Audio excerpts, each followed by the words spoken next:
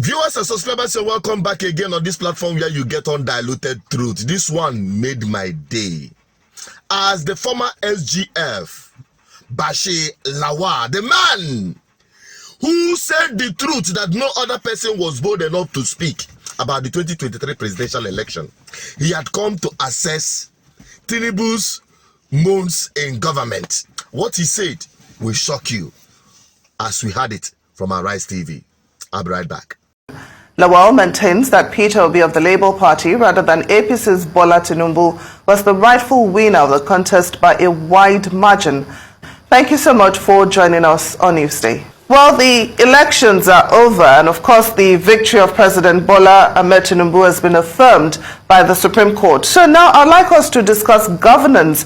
How would you assess his performance, especially the reforms that he has undertaken since he became president on May the 29th?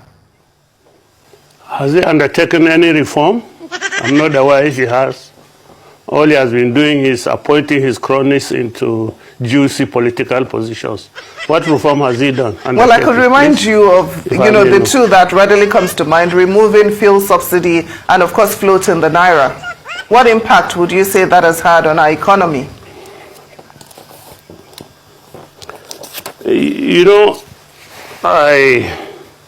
I was shocked at when Bola Tinubu took those decisions. First of all, he removed the subsidy on the day he was sworn in, if I'm right. Now, at the time he did this, he had no Minister of Petroleum, he had no Minister of Finance, he had no Minister of Planning. I don't know on what data he took those decisions, because normally before you take such enormous decisions that will impact the economy of the country, you ought to do an analysis and have a standby plan to mitigate any outcomes that are going to be that will adversely affect the people. But he didn't have those people in place. He removed the subsidy. Going forward, before even he inaugurated his cabinet, he deregulated the Naira. Again, I want to ask, he had locked up his central bank governor before then. He had no Minister of Finance. He had no Minister of Planning. He had no Economic Council. On what basis did he take those decisions? Simply the decision of an arrogant man who thinks he knows everything. And the consequences, of course, are there, because now the economy is in a free fall. People are suffering.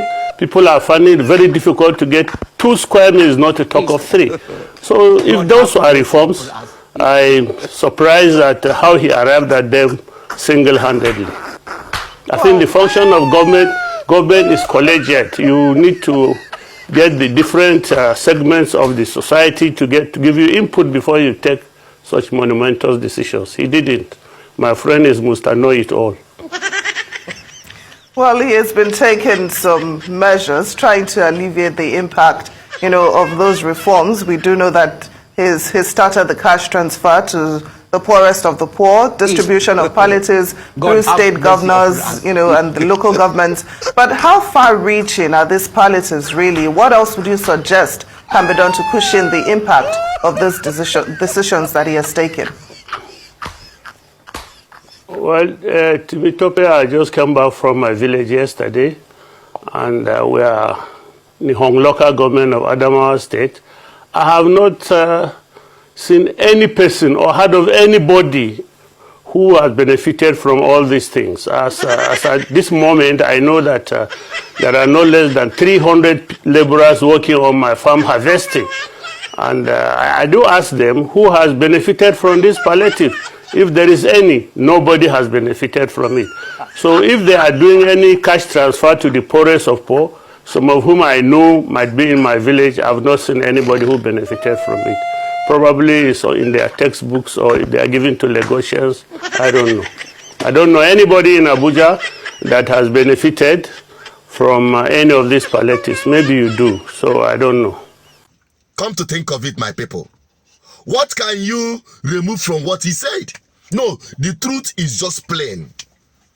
And why am I bringing this truth in the first instance? I'm bringing this truth to you, Nigerians, For those of you who believe that let us adjust, let us keep adjusting to this governance of impunity, this government that is driving you to the middle, in fact, it has already driven you to the middle of nowhere, but it is now getting ready to crush Nigerians, squeeze the hell out of Nigerian people. No, that is the truth, because you cannot see any hope. They are not matching break to this, their madness.